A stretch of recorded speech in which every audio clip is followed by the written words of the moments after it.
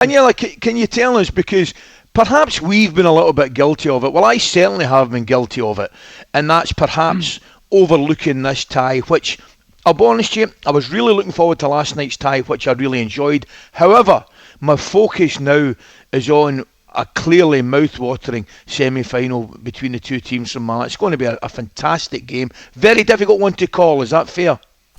Very tough to call, because there is not much in terms of quality in difference between these two teams. Let's not forget, these are the two teams who won the Serie A in the last 2 seasons, of course, before Napoli. And last season, Inter came only 1 point behind. Inter came 1 point behind Milan. They played each other many times in the last 2 seasons in also different cup matches domestically, and they've always been very tight.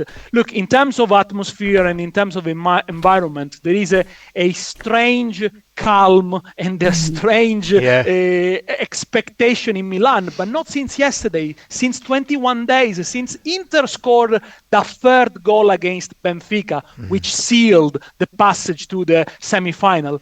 Everyone has been talking about the derby and how the derby is going to pan out.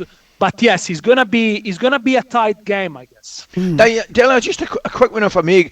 You mentioned the quarterfinals there, a great game between Inter and Benfica. The other game I was really interested in. I've been a big fan of Napoli this season, and I have to say, although I was a big fan of Napoli, that result didn't really surprise me, because the performance, particularly in Naples and Leao in particular, I thought was outstanding. Milan showed that they had the ways to unlock Napoli, and especially resorting to what they did very well last season, perhaps against stronger opposition, and also last season in the derby against Inter, which they won and they turned the campaign around, which is basically trying to impose the rhythm from the beginning, high press, shutting down those middle channels. And if you remember how well Ben Nasser was basically biting on the ankles of Lobotka, didn't give much space to the Napoli midfielder to build. And thanks to the high press, then Milan was also able to hit in the transitions. In the game against Napoli, in both games against Napoli, and also in the league game, which they won 4-0, they were really good at hitting with Brahim Diaz and Leao, cutting from the outside into the inside, turning possession quickly, because at the moment Milan perhaps is more comfortable without the ball than with the ball. So they will be happy tonight to let Inter have the ball also in their opposition half, let them exchange passes, but as soon as they recover the ball, they will be quick off the mark. Of course, there is a big but.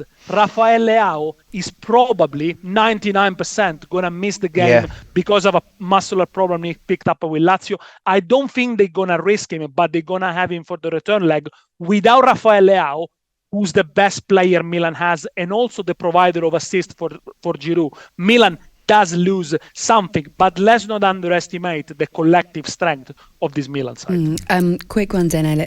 I just want to ask you about this. There's a great article in the Daily Mail, and it talks about the Olivier Giroud and Romelu Lukaku appearances, and both of them being castaways of Chelsea, while Chelsea have one of their worst seasons, and how this might pan out, and the fact that Olivier Giroud as well, at the age of 37, he's 37 in September, still going strong and playing for a place in the Champions League final.